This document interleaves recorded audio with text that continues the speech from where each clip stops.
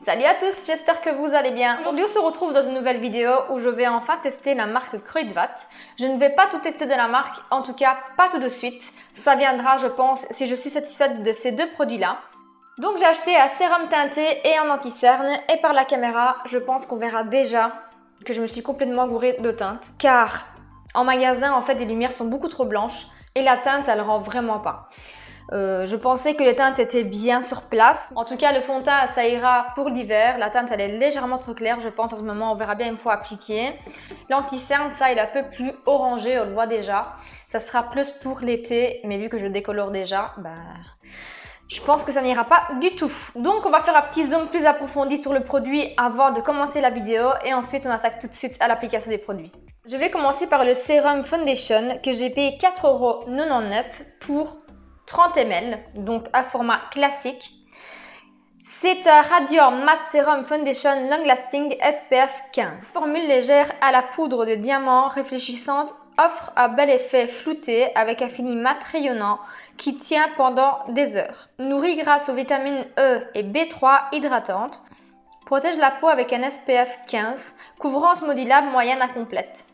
Donc l'anti-cerne, je l'ai pris en teinte 030 de Oui Beige. La 030, c'est le numéro de teinte que je prends chez Catrice en anti-cerne et très souvent ça me convient très bien, mais apparemment pas chez Kruidvat.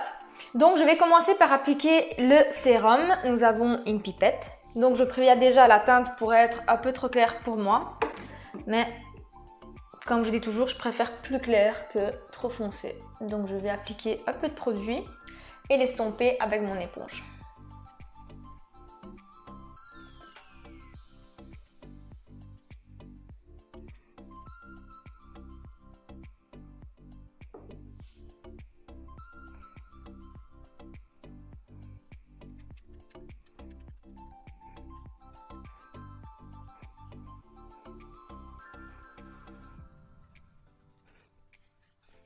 Donc moitié du visage fait. Au niveau de la teinte, ça va. Je trouve que je ne suis pas trop gourée. Elle est parfaite pour moi en ce moment. Les sous-tons sont parfaits, sont pas rosés. Ils sont vraiment neutres comme j'aime bien. Par contre, je me rends compte que mes sourcils, c'est une cata. Il faut absolument que j'aille les faire. Au niveau de la couvrance, je dirais qu'il a une belle couvrance moyenne. Là, j'ai pas appliqué beaucoup de produits car moi, je n'aime pas trop les grosses couvrances, mais la couvrance me convient tout à fait. Le fini est très beau et au toucher, c'est poudré. Je sais pas comment expliquer, c'est un peu velouté comme ça. Il est venu également flouter un petit peu les pores, c'est pas négligeable. J'aime beaucoup l'effet qu'il a sur ma peau. Donc voilà, j'ai appliqué également de l'autre côté. La teinte, elle est un poil trop blanche pour moi, mais je vais venir rebalancer tout ça avec le bronzer comme d'habitude. Maintenant, je vais passer à l'anti-cerne. Donc ce correcteur de teint, c'est un correcteur de teint à la texture légère enrichi au beurre de karité et à l'huile d'argan nourrissant.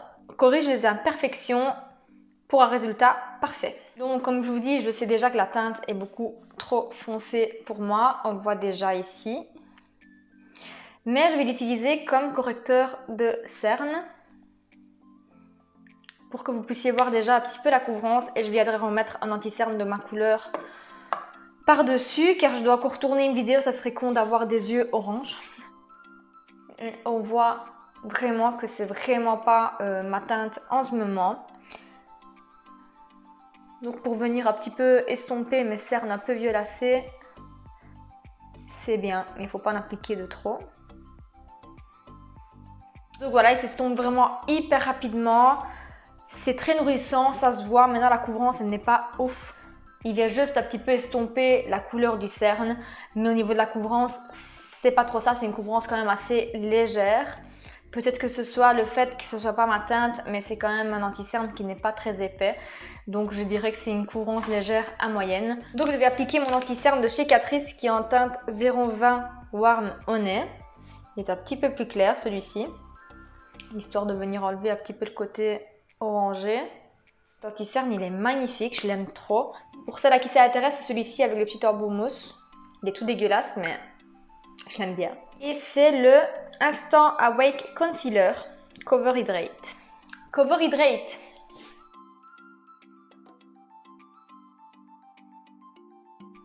Vous voyez, la couvrance, elle est beaucoup plus jolie et apporte vraiment de la lumière. En même temps, c'est ma teinte, j'ai envie de dire. Donc voilà, l'anti-cerne est également appliqué. Avant de venir terminer mon maquillage, je vais venir faire quand même un petit résumé des produits que j'ai testés. L'anti-cerne, je ne saurais pas être objectif sur mon avis car c'est pas ma teinte, donc je ne peux pas vraiment le tester jusqu'au bout.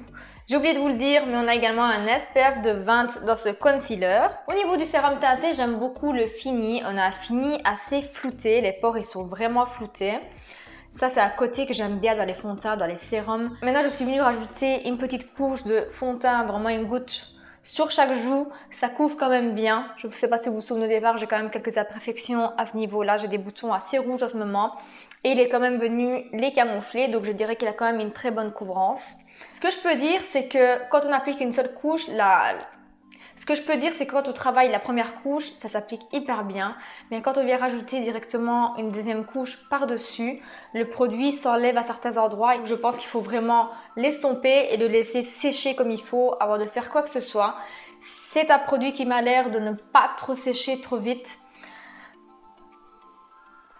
Mais voilà, une fois qu'il est sec, il ne bouge pas. Je vais le réessayer maintenant, comme ça on est fixé sur ça. Il faut vraiment le laisser se figer. Je vais le laisser vivre un petit peu sa vie pendant que je tourne ma deuxième vidéo. Je vais terminer du coup mon look sur une deuxième vidéo que vous aurez déjà sûrement vue. Et on se retrouve juste après pour vous donner mes considérations finales et vous montrer mon look terminé. Donc voilà, avec le look terminé, franchement, le fond de teint se comporte vraiment bien avec tous les autres produits.